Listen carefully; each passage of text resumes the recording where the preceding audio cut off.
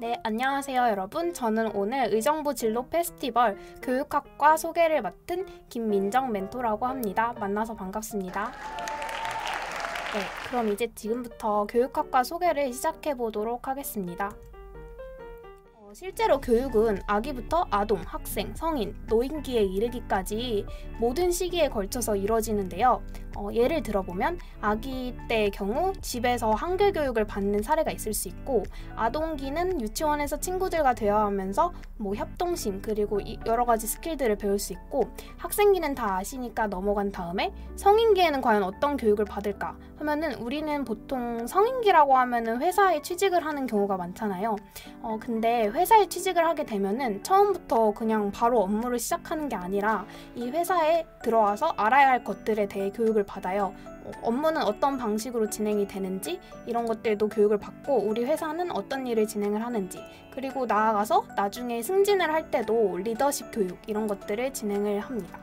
다음으로 노인기라고 하면은 노인기는 대체 어떤 교육을 받는가 라고 궁금해하시는 분들이 많을 텐데, 요즘 아무래도 평균 연령이 늘어나면서 은퇴 이후에 삶의 기간이 굉장히 늘어났어요. 그래서 노인분들도 제2의 직업을 찾기 위해 교육을 받으시는 분들도 많고, 그거 이외에도 자기만의 취미를 찾아서 근처에 있는 문화센터 이런 데에 가서 새로운 악기나 공예 이런 것들을 배우시는 분들이 많습니다. 이런 모든 과정을 우리는 교육이라고 볼 수 있어요.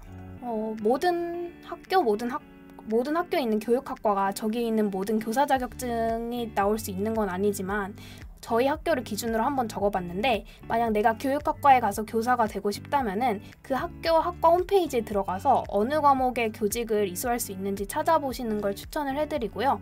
저희 학교 같은 경우에는 국어, 영어, 역사, 일반사회, 윤리, 체육 중등교사 자격증이 발급이 가능합니다. 그래서 내가 만약에 국어교사가 되고 싶다 하면은 1학년 때는 그냥 교육학과 과목들을 듣고, 그 다음에 잠깐씩 국어 국문학, 국어 교육 관련된 교육 과목들을 조금씩 듣다 보면은 이제 그 안에서 국어 국문학과나 국어 교육과를 복수 전공을 하게 되는 거예요.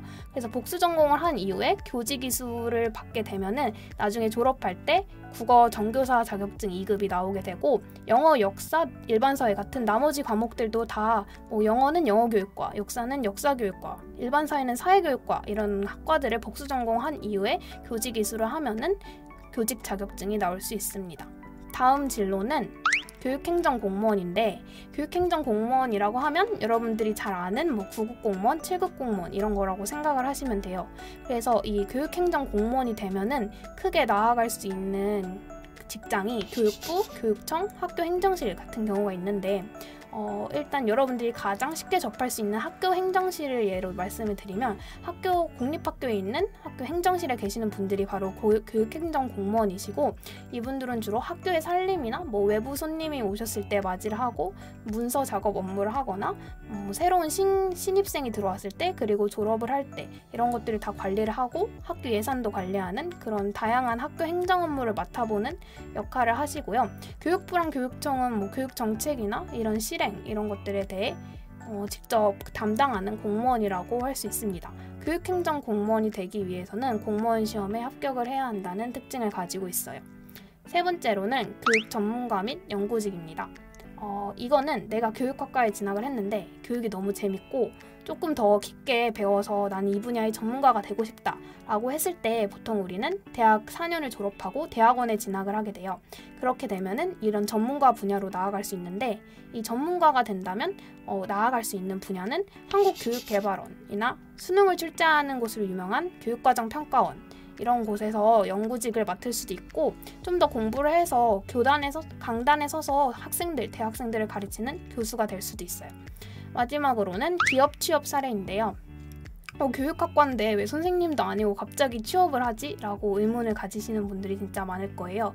근데 생각보다 기업 취업으로 나아가시는 선배님들이 많이 계십니다.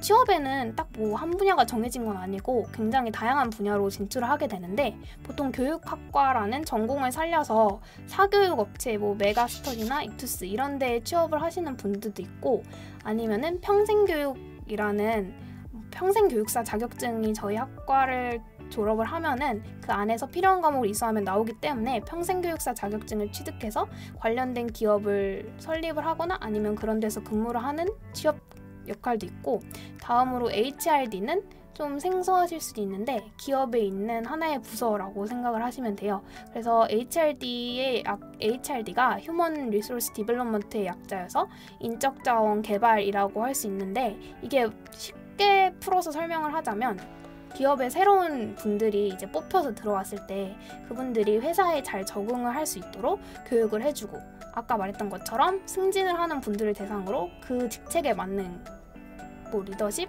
아니면은 뭐 이런 부하들을 잘 다스리는 그런 것들에 대해 교육을 해주는 부서라고 생각을 하시면 되고요. 그러니까 기업 내에 있는 기업 교육 부서라고 생각을 하시면 돼요. HRD 쪽으로도 정말 많이 나아가고요. 마지막은 컨설팅 업체, 사설 컨설팅 업체 있잖아요. 뭐 자기소개서나 면접, 뭐 수시, 정시, 지원 컨설팅 이런 쪽으로도 많이 나아가시고, 이거 이외에도 뭐 관련되지 않았더라도 기업의 일반적인 인사 부서나 뭐 영업 부서 이런 데로 다양하게 진출하고 있습니다. 이렇듯 교육학과는 진로가 다양한 것이 가장 큰 장점이에요. 그 외 마지막으로 해주고 싶은 이야기들을 가져오게 되었는데요. 이 이야기들은 마지막 인터뷰를 통해 말씀을 드리고 종료를 하도록 하겠습니다. 감사합니다. 네, 안녕하세요. 네, 안녕하세요. 네, 저희 김민정 선배님 맞으시죠? 네, 맞아요. 네, 교육학과라고 지금 이제 앞에 강의를 해주셨는데, 이제 나머지 인터뷰를 통해서 저희가 좀 대화를 해볼 거예요. 자, 지금 학과가 교육학과시죠? 네. 네, 교육학과는 어떻게 들어가게 되신 건가요?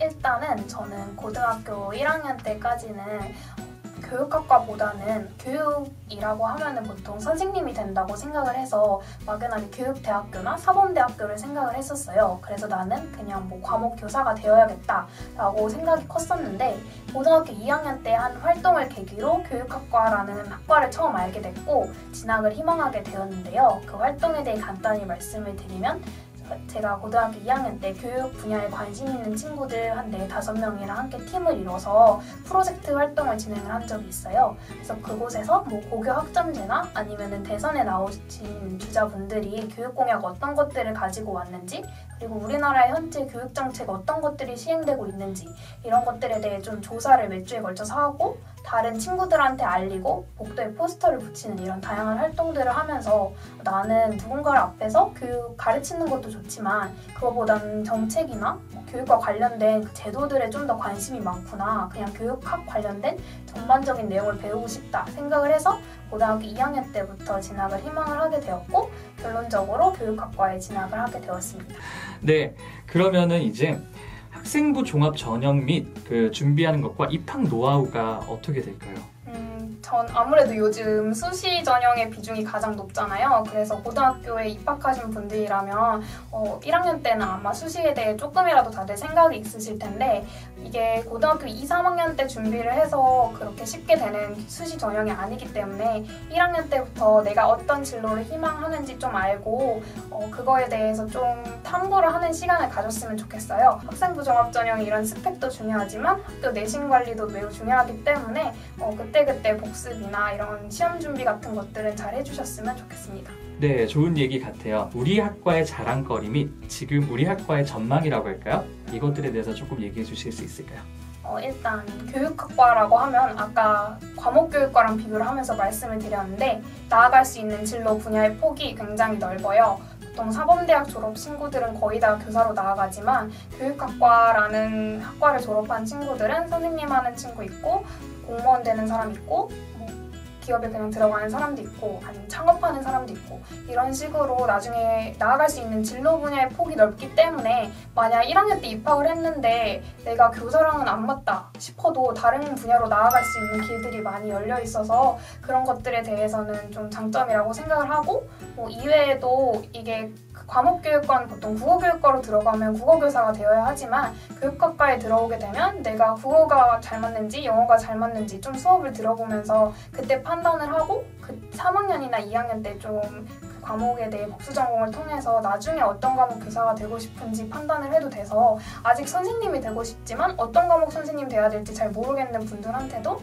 좋다고 생각을 하고요. 교육학과의 전망이라고 하면 아까 발표에서 평생교육 잠깐 말씀을 해드렸는데 요즘 평균 연령이 굉장히 증가를 하고 은퇴 이후에 제2의 직업의 중요성도 굉장히 커졌어요. 그렇기 때문에 평생에 걸친 교육의 중요성이 커지고 있어서 교육학과의 전망도 좋다고 볼 수 있습니다. 그러면은 이제 마지막 질문인데요. 진로 선택에 대한 조언 및 그다음에 교육학과에 오고 싶어하는 지금 이 영상을 보는 많은 청소년들에게 해주고 싶은 말이 있다면 어떤 걸까요? 진로 선택이라는 게 고등학교 때 좀 막연하게 느껴질 수 있는데 이게 아까 잠깐 말씀을 해드렸던 것처럼 굉장히 본인이 정보를 찾다 보면은 그거에 대해 내가 찾는 만큼 보이는 것 같아요. 그래서 시간이 날 때마다 그런 정보들을 많이 찾았으면 좋겠고 뭐 선생님이랑 같이 이야기를 해본다던가 주변에 언니, 오빠, 선배들이 있으면 같이 이야기를 나누면서 진로 고민을 해봤으면 좋겠고요. 교육학과에 오고 싶은 친구들이 가장 많이 하는 질문이 어떤 책 읽으면 좋냐, 교육학과 그런 거 많이 질문을 해주시는데 그거에 대해 드리고 싶은 말씀은 일단 정답은 없고 아까 교육학과에 나아갈 수 있는 진로 굉장히 많다고 했잖아요. 그 안에서 내가 구체적으로 어떤 진로로 나아가고 싶은지를 먼저 생각을 해봤으면 좋겠어요. 정말 좋은 얘기 감사하고요. 네, 오늘 인터뷰도 너무 감사합니다. 고생하셨습니다. 네, 감사합니다.